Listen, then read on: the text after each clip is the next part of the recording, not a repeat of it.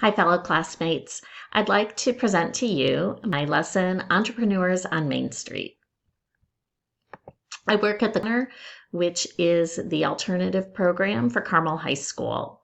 And we have a revolving enrollment system, so students can come to us at any time during the year, and they can also graduate at any time during the year. So our demographics can change fairly quickly.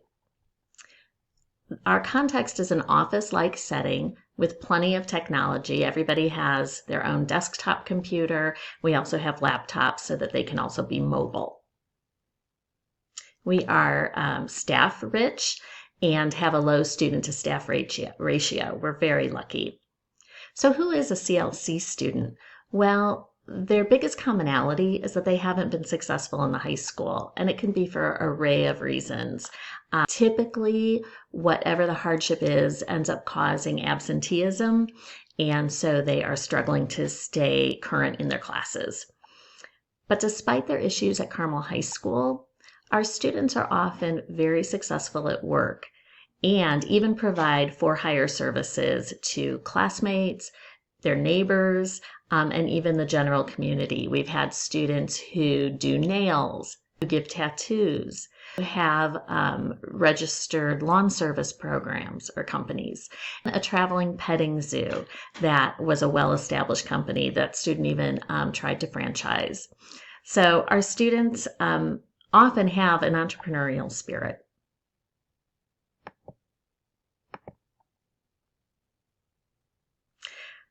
The authentic learning design looked very attractive.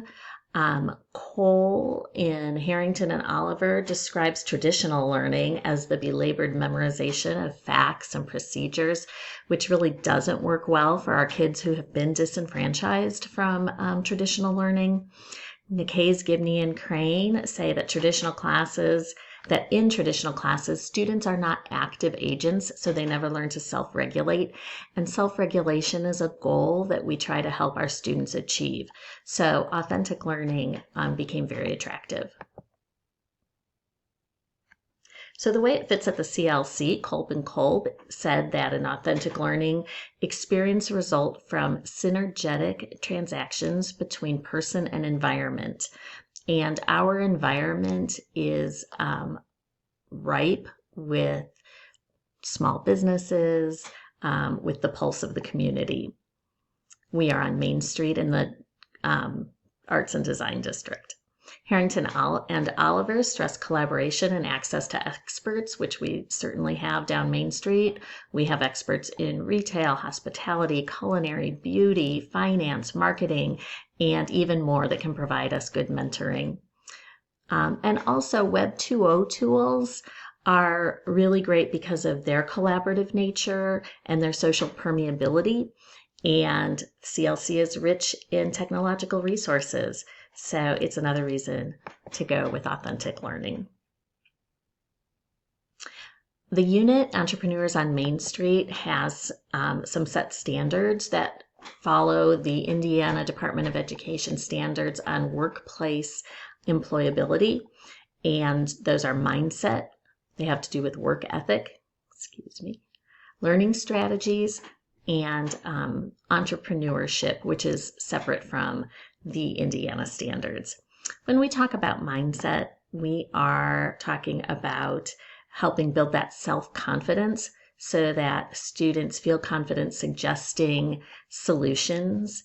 In work ethic, we want students to have perseverance, and Entrepreneurs on Main requires students to stay focused on a task for a long time, multiple days, in fact.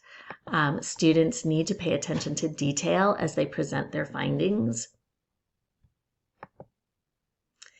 And our objectives of entrepreneurship are that students understand the different business models and what those mean in liability and taxation, that they will be able to diagnose a problem in their neighborhood school or home, that they will be able to calculate simple valuation based on funding requests, and that they will also be able to justify the sale of a product with ethos, pathos, logos, and a call to action, which are all very authentic tasks for marketers. So the unit activities are, of course, a mix between multimedia and text-based activities. And we start with a TED Talk, which helps connect us to entrepreneur Cameron Herold. And I am actually going to show that in a different window. I have a little bit of echo in my presentation. It starts off with my note.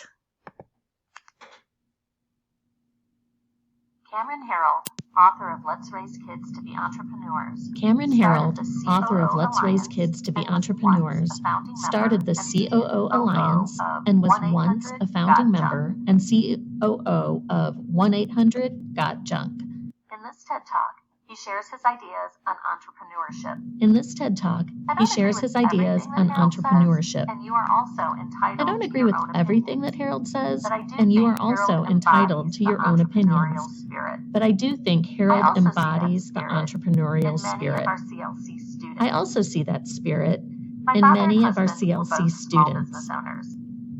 My father and husband were both small business owners. It is not easy. There are definitely risks involved.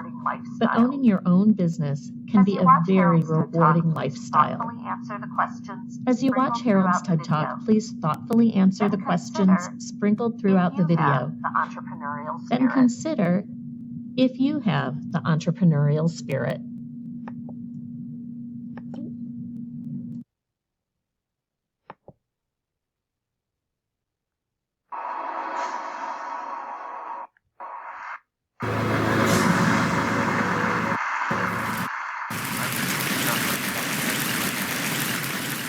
I would be willing to bet that I'm the dumbest guy in the room because I couldn't get through school. I struggled with school.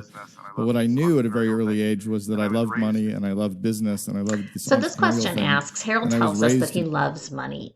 When you hear that someone loves money, what are your thoughts?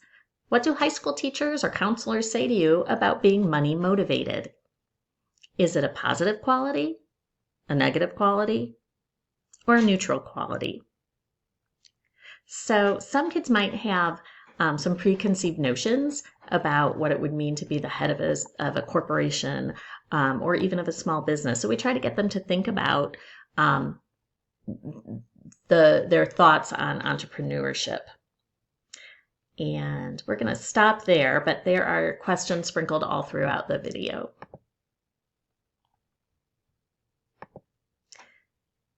Next, students watch an Edpuzzle video which shows a Shark Tank episode, which of course is a real transaction.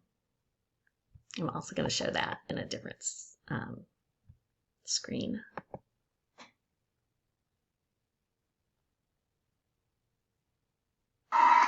First into the tank is a product to help make a dreaded daily chore. First into the tank is a product to help make a dreaded daily chore easier. Hi, Sharks. I'm Nita. And I'm Judy. We're from Louisiana, and we're seeking $150,000. Hi, Sharks. I'm Nita. And I'm Judy. We're from Better. Sharks, Louisiana, and we're seeking $150,000 for 10% of our company, The Better. Sharks, it's hard to find sheets. Okay, this that question fit your says, Nita and Judy have perfectly. developed a They're product either to way solve a too problem. baggy. They're looking for business partners that will give them $150,000 for 10% of their company.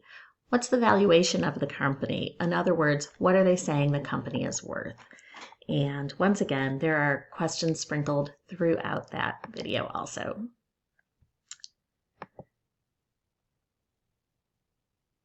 So after their experience with Edpuzzle, students will watch just a basic slideshow with guided notes that talks about business structures.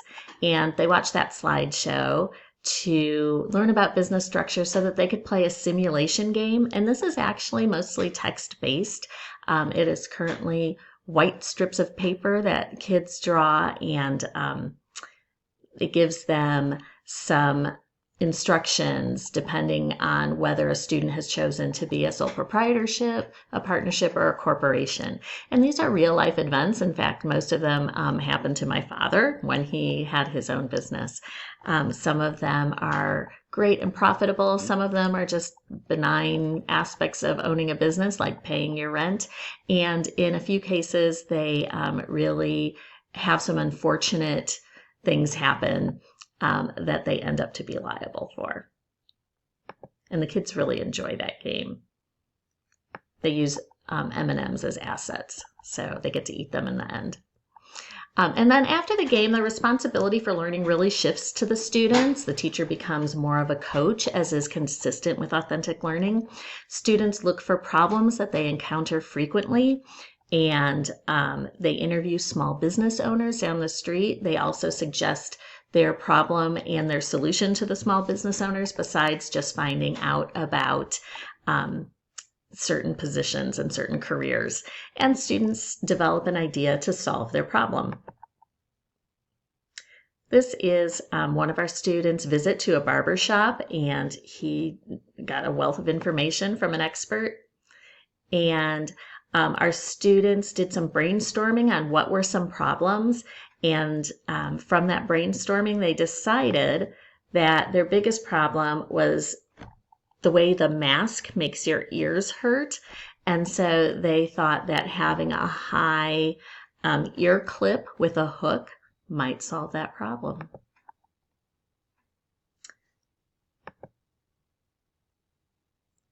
I wanted to make sure that kids had time to play with technology so that they would be willing to use some new and more exciting products, or at least use their Google Slides in more advanced ways. So one of the assignments is for them, just like Dr. Ding has us do, is for them to identify some presentation software, learn a little bit about it, and play for a while.